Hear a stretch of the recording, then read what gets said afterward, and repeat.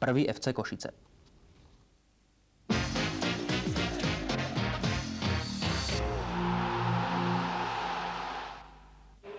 $18 056 divákov si prišlo pozrieť šláger šlágrov, súboj dvoch najlepších mužstiev ligy, zápas minuloročného majstra s vicemajstrom, minisúboj dvoch najlepších strelcov, čerstvého reprezentanta Ľubomíra Luhového na strane Spartaka a Jozefa Kožleja na strane prvého FC.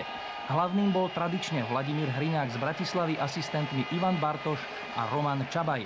Obe mužstvá nastúpili v plnej sile, Košičanom chýbal iba zranený Dušan Tóth. Na poslednú chvíľu si pri rozcvičke natiahol sval Kráľ a tak nastúpil aj Telek, hoci nebol pred zápasom v základnej zostave Jána Kozáka.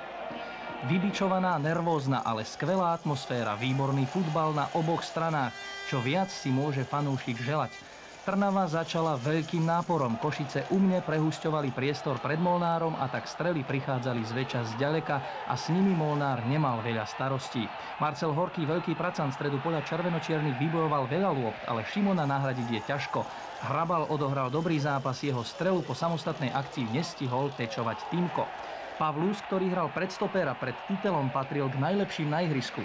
Trnava veru ovládla hru v úvode, jej hráči mali loptu častejšie na svojich kopačkách, ale všetko v dostatočnej vzdialenosti pred Molnárom. Bojovalo sa o každý meter priestoru. Nasadenie, štart na loptu, kombinácie na jeden dotyk na oboch stranách nútili k faulom. Po jednom z nich na Ujlakyho nasledoval Titelov priamy kop. Bránu hostí ale libero Trnavy netrafil. Karhan nemal svoj deň, hoci aj on so svojimi ofenzívnymi schopnosťami podkuroval pred 16-kou prvého FC. Trnavský kotol stále čakal na výbuch. Enormné nasadenie a takticky skvelá hra majstra ale odolávali trnavským hradbám. Postupne však Košičania, ktorí v úvodzovkách prežili úvodný platonický tlak Trnavy, vyrovnali hru. Semeník s Kožlejom začali dostávať lopty, ale hrabal, Titel, Pavlus a Karhan, teda obrancovia Spartaka, spoločne s Jakubechom riešili všetko k spokojnosti trénerskej dvojice Galis Adamec. Emócie z hľadiska sa preniesli i do ihriska. Po Titelovej štandardke si svoje povedali Luhovi s Molnárom. Sympatické slová to určite neboli. Hriňák ich odmenil žltými kartami. Ďalší reprezentant Igor Bališ svojimi typickými únikmi po pravej strane nenachádzal nabiehajúcich spoluhráčov. To všetko za 20 minút hry. Košice neprišli do Trnavy prehrať. Ak by sa to stalo, rozdiel medzi týmito mužstvami by bol 5-bodový. Vedel to aj Semeník, hoci loptu na päťke netrafil podľa svojich predstav. A tak prišla veľká chvíľa Luhového. Spracoval si loptu od Horkého, postupoval z očí v oči Telekovi, aby v 28. minúte parádnou strelou trafil a prekonal Molnára. Ošial v hľadisku, 6. gól kanoniera v tejto sezóne. Ukážková práca útočníka, Telekova noha prišla neskoro, takmer infarkt na košickej striedačke a zaslúžené vedenie Trnavy 1-0. Na pomoc pribehol aj Dzúrik, ani on však nezabránil gólovej strele Ľubomíra Luhového. Molnár si odpratal 16-ku, aby za ním najvernejší fanúšikovia Spartaka oslavovali skutočne vydreté vedenie. Majster je majster. Hostia v tomto zápase ukázali, v čom je ich hlavná sila. Nezložili zbrane, takticky skvele dirigovaní Zvarom a Sovičom, okamžite podnikli všetko potrebné na vyrovnanie. Zvýšiť ale náskok Rossoneri mohol na druhej strane neúnavný Horký. Molnár sa veľmi hneval aj o niekoľko sekúnd. Špilár odvrátil Leitnerov center do stredu na Pavlusa a pri ňom nik. Pre Trnavu škoda, pre prvý FC šťastie, že nemieril presnejšie. Z 18 metrov do stredu bránivý brankár ligových kvalít gól dostať nemal, aj keď strela Dzúrika v 37. minúte mala všetko. Jednoznačne Jakubechov gól, vyrovnanie v dramatickom zápase. Gesto bezmocnosti Titela, čo sa dá robiť, hráme ďalej. Ani zďaleka to do polčasu nebolo všetko. Tigre mohli pokojne vyhrávať. Po Zvarovej prihrávke Kožlej okabátil Hrabala. Málo veru chýbalo, aby Kozákovi zverenci zmenili polčasový rezultát futbalového večera v Trnave. Do varu po zmene strán dostal prítomných Ujlaky. Komentár par excellence. Takéto banány nevídavame na našich štadiónoch často.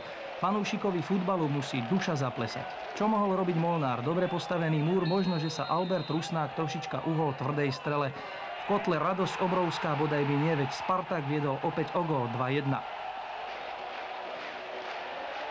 Molnárova odpoveď: chlapci, nemôžeme tu predsa prehrať.